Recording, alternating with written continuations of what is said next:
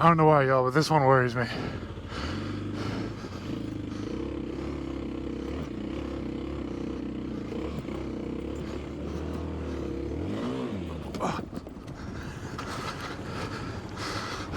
What? We go back down this thing now? Oh. Alright, y'all, Derek here. I'm with Luke and a couple of his buddies. And I just honked the horn and alerted everyone. But you've seen a couple of these guys before, but we're at Brown Mountain today. So today's ride was with Luke and Dave and Will, and I believe his name was Trent. I'd ridden with Dave, Will, and Luke before. You've seen them in previous videos.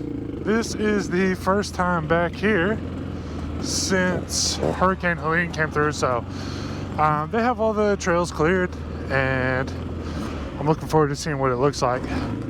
I got a new camera here. I pulled over to the side here to try to let them go first. I guess I'll go.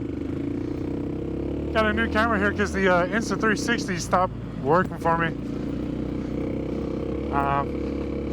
So I don't know if this angle is going to be useful or good or anything. We'll find out. I'd like to let these guys pass me because I am not warmed up.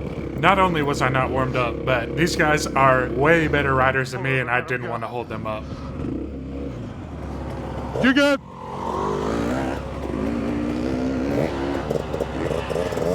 So I let them in front of me, and we took off down the trails. Hopefully this camera angle works out. I'm not familiar enough with Brown to be able to describe all the changes in the trail system, but we definitely did see a lot of storm damage as we were riding through. Yeah, pulling up here, I saw all sorts of down trees and stuff that were, cut with chainsaws. I imagine they had to go through all these trails and do it too. Like, there's some, right? Pretty wild. I'm just so thankful that this trail system's still open, because these trails are just incredible for North Carolina. Very, very thankful. If for some reason you missed it, North Carolina, Western North Carolina got hit with a really bad hurricane, Hurricane Helene, and it caused massive damage all across the western part of the state. And this trail system is state-owned trails, and they were hit hard as well. You can see some of the down trees there behind me in a lot of these shots. This part of the trail and this part of the day, I think it's just, like the main trail, but I do much better in this kind of stuff. It's a lot more open and wide, and the trail's a little bit easier, but these guys like to ride the tough stuff, though, and it gets a lot more difficult through here. But it's a great way to learn. Lots of rocks and lots of roots, and I'm just not quite used to it yet. I don't spend enough time out here. Oh, that one hurt.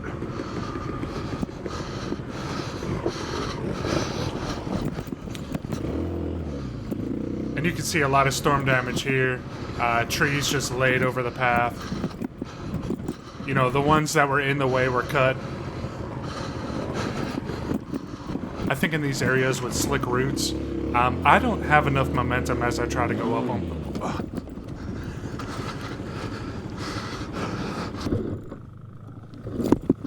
With the dual sport tires, I don't think crawling up them is an option.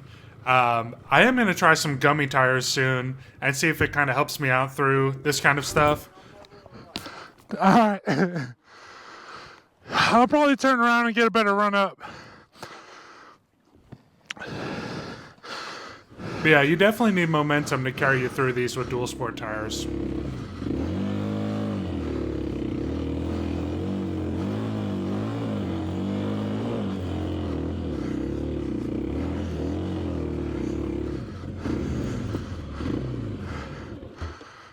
We made it. Yeah. No. I'll give it a shot. So we pulled up to this rock face, and I've been down it before, but I never tried to go up it. The whole thing is kind of off camber and uphill, and it's pretty intimidating to me. I've never gone up something like this before. Dave was giving me a thumbs up or thumbs down, checking in to see how I felt about it. I gave him the old, we'll see.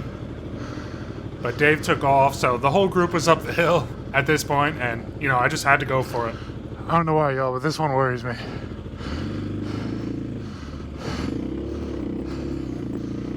So I take off, and, you know, like I said, this whole thing is slanted and uphill and rocky, and there's all these, like, rain cutouts.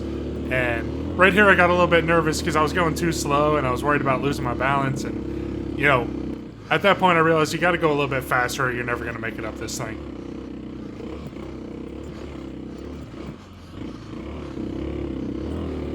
And I did it. I made it up. Oh, man. Let me turn around real quick. And got rewarded with this fantastic view. What a beautiful spot. Heck yeah, man. It's pretty good. All right. We go back down this thing now? Oh. And like I said, I've been down this before, but it still makes me nervous. My goggles were all fogged up, so I had to take those off. All right, y'all, I'm just gonna crawl down this rock face. Now that we made it back up, right? Made it up for the first time. I wish I saw their lines. I don't know, this rock face just really, really intimidates me. It's a long way down, I think, you know?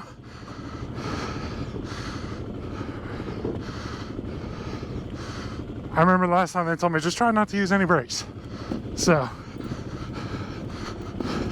maybe that's for the best. Downhill and off camber, and I'm just trying my best to take my time and get down it.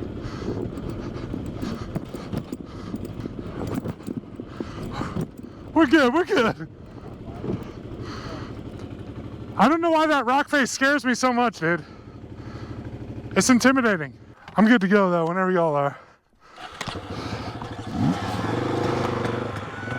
So we took back off and we got a little bit turned around. With all the down trees, I guess it was kind of unfamiliar for the people who have been here way more often than me. So we all had to kind of find different lines through here, working through the damage, working through, you know, what seems like kind of tight single track. If you're enjoying this content at all, I ask you to please subscribe. It helps my channel so much. Thank you.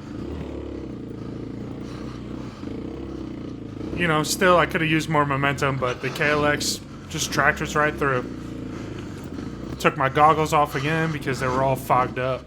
It was a cold day, and I was sweating a lot. So we just kept working through these down trees and working through the trail, and we finally made it back to the main section. It was pretty incredible seeing all the work they had to do to get this place back in order. And we were taking a little break here, and Dave was giving me some great advice. It doesn't make sense, but it works. Sometimes try to aim with your back tire. Like, think about where you want your back tire. If you couldn't hear him there, he was saying to also think about where you want your back tire to go. Not only your front tire, but think about the back tire. Yeah, thank you. You know, think about where you want to lead that back tire as well. So, I don't know, it helped me out.